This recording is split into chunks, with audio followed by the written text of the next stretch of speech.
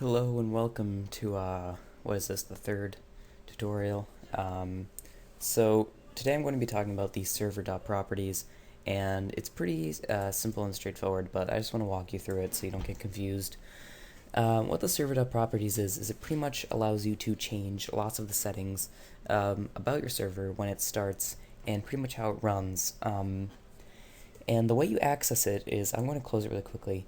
You go to it in your server folder, and you right click on it, and many of you don't have Notepad++, but if you do, you can click Edit with Notepad++, which is the best option, or if you don't, you can just click Edit, which should be somewhere around here.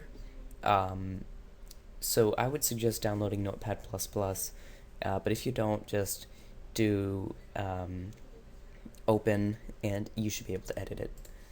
So let's open it up, and here you'll see tons of options. There's generator settings, allow Nether, and many more.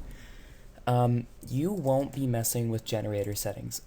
That's pretty much how the land generator works, and you really don't need to mess with that, and that's quite okay. And now you see allow Nether.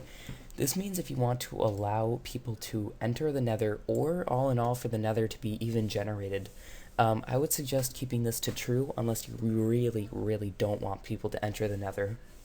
If you do not want people to enter the Nether, you can enter false instead. But as of now, just keep it at true. And here's the level name.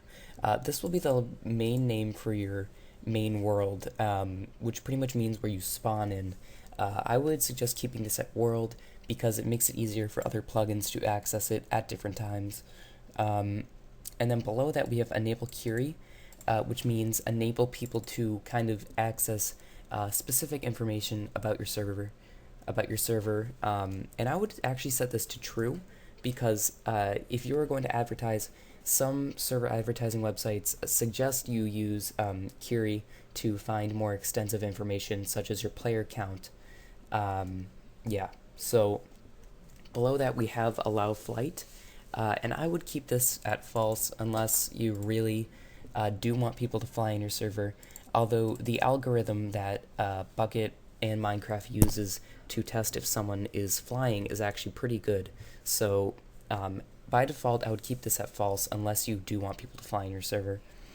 And then below that we have server port, which is by default 25565. I wouldn't change this because 25565 is a very good port for Minecraft, and gets automatically directed. Let me just close Skype right now because I am expecting many messages to pop up momentarily. Alright, quit.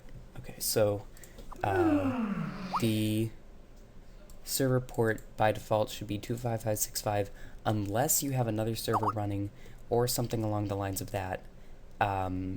Then you can change it to something different. And then after that we have a level type, which is default, and you can change this to super flat, huge biomes, etc.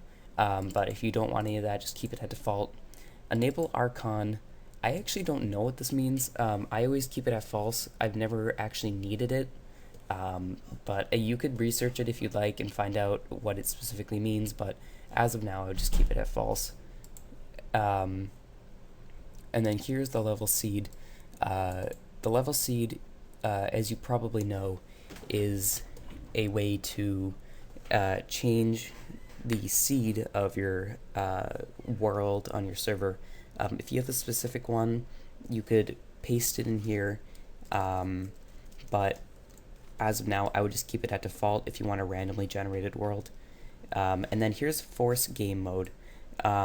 I would keep this at false. That pretty much forces players into a game mode, when really you should just keep it at false. It's really not needed. And your server IP. People get confused on this the most when you really don't mess with this at all. Only on very, very specific opportunities you will use this, but for these tutorials you will never use server IP, and I highly suggest you don't use server IP. And then here's max build height. By default it's at 256. I wouldn't change that. You can change it if you'd like. You can have a max build height of 1000, although that just makes your chunks bigger and your world file bigger, and I really wouldn't do that if I were you. Maybe you could change it to like something like 260, but as of now, you don't need to. Spawn NPCs is probably set to true if you want to be populated by non-playable characters. Whitelist is false unless you want to use Whitelist, which I kind of explained temporarily, not temporarily, but briefly in the last tutorial. Spawn animals you want to keep at true if you want to spawn animals in a world.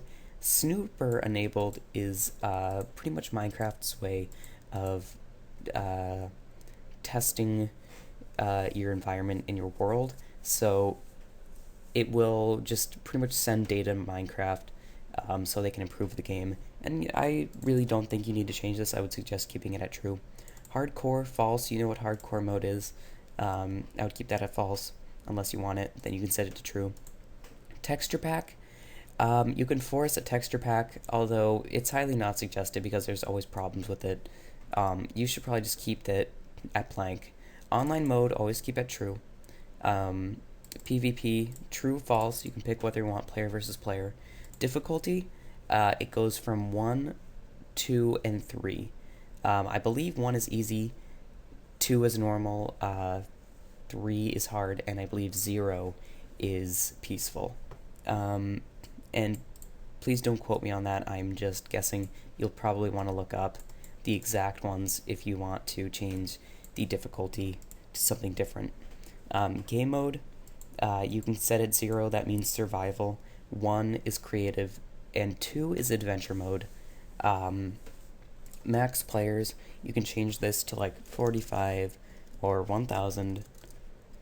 But I would suggest, if you're just going to be playing with a couple of friends, just do like 20 or 10 or 5 or something.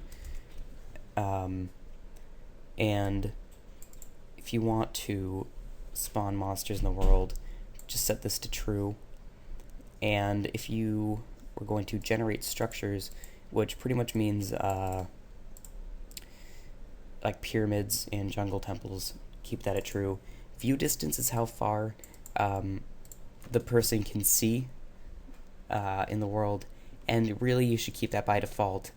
And the message of the day, which is MOTD, is by default a Minecraft server, but you could change that to my wonderful server or your server name.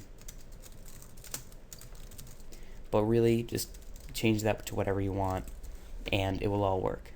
And so that's an explanation of the server properties. Sorry if it took a little while. You can definitely fast forward through some of this. But anyway, thanks for watching.